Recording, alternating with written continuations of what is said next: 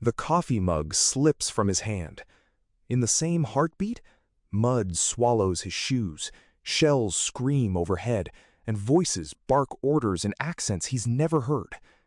What if time didn't pass him by, but dragged him backward to its bloodiest chapter?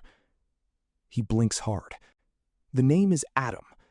A minute ago, he was scrolling headlines. Now a tin hat hangs crooked on his skull. A wet greatcoat clings to his ribs, and a man with a mud-black beard shouts, "Down, lad, or you'll catch a souvenir between the eyes!"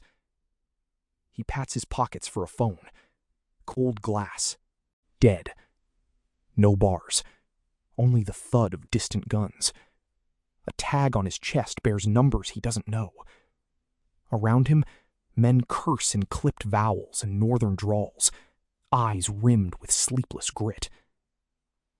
Private Fisher shoves a dented tin into his hands. Bully beef, metallic and sweet.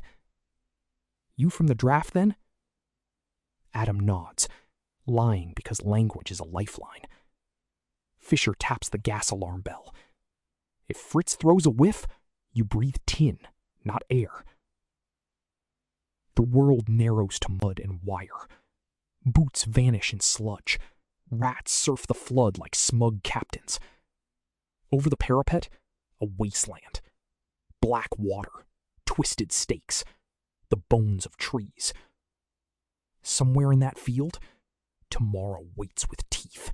Night drops like a wet sack. Flares scribble brief daylight in the clouds. A patrol slips out, knives taped, hearts louder than boots. Adam watches the dark breathe, swearing he hears city traffic from the future, lost under the rain. October 17, Fisher mutters, wrapping a putty tight. 3rd Ypres. We move at dawn.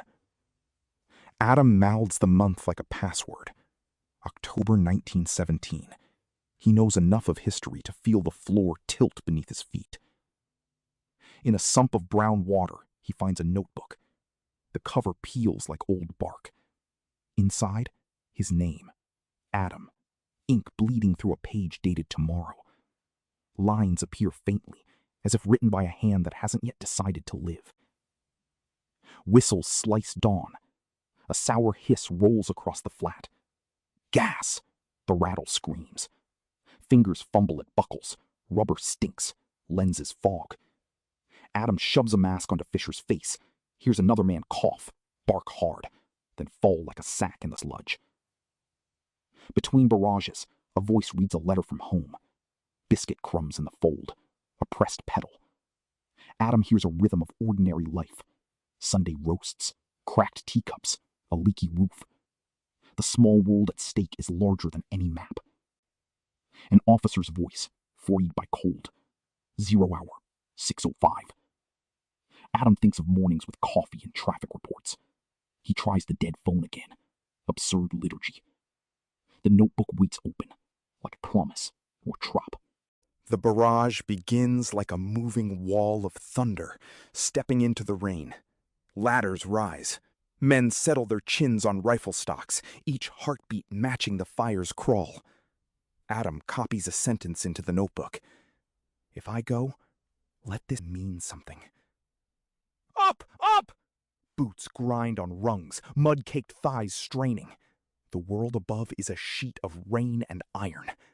Adam climbs into a roar that erases thought, clutching a present-day terror to an old-world rifle. No Man's Land tries to eat him.